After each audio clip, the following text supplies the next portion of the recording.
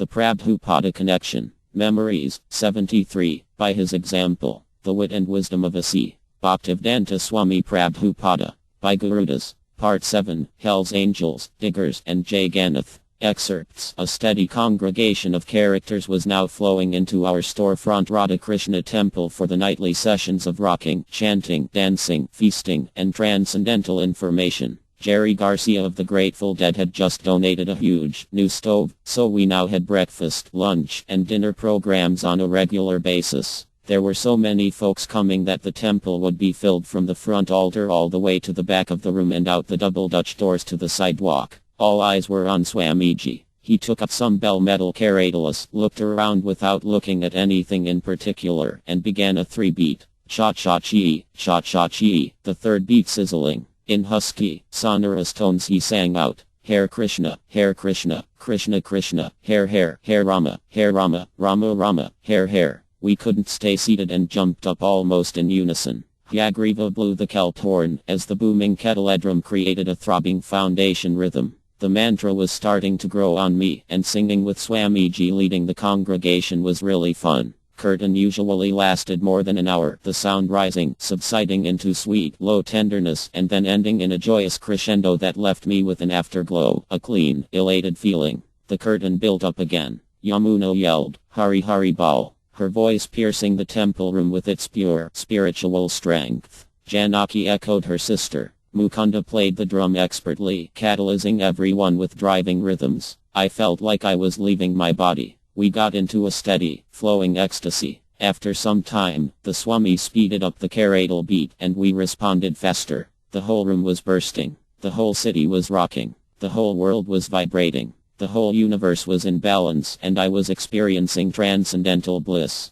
The bongos, kettle drum, cymbals, kelp horn, trumpet, and African instruments all stopped in one unified beat. Swami called out, Gora Premananda Hari Hari Bal. In a voice that was simultaneously sweet and grave, he recited paeans glorifying the past preceptors in our spiritual lineage. We collapsed on the floor, bowing down. Swamiji settled into his raised seat. Thank you very much, all of you such nice young boys and girls, for coming and we heard pounding on the wall. A loud thump from next door suddenly resonated on the wall. Framed picture shook. Again there was a thump.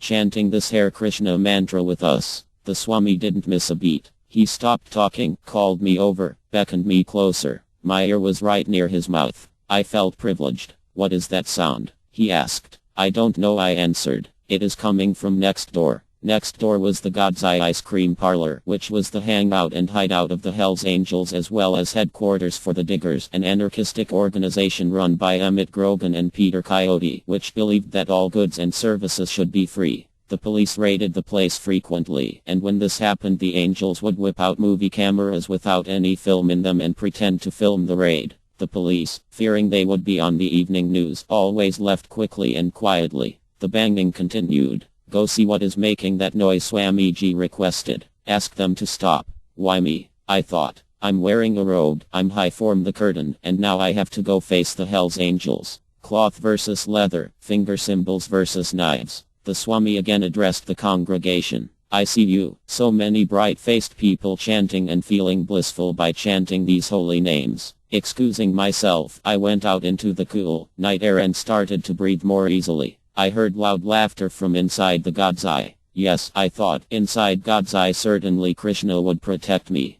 But my throat was dry as I knocked on the door. Sunny, scar-faced yet handsome, opened the door. He wore swastikas and lots of black leather. He stared at me. I held his eyes and stared back. 6 more angels encircled me. Then a tattooed 13 and born to lose arm waved me inside. Resolutely but quietly I said, the Swami is about to speak. He was wondering if you could party less hearty. They didn't say anything. I persevered. The thumping on the wall interrupted him. Many folks would like to hear him speak, and you can come too if you like. Sonny stared at me a while longer. Then he smiled and said, it was your singing that made us dance, but the wall got in the way. Hey, if the Swami wants to speak, that's okay with us. Your guru is heavy, man. His gap-toothed smile embraced me. I thanked them all. As neighbors, we would eventually come to know each other and get along well. They came over for free feasts, a stick of incense, or for a cup of sugar. After my meeting with them, they always quieted down when they heard the curtain stop, because they knew the Swami was speaking. I could sense their presence behind the wall. The Swami is going to speak now.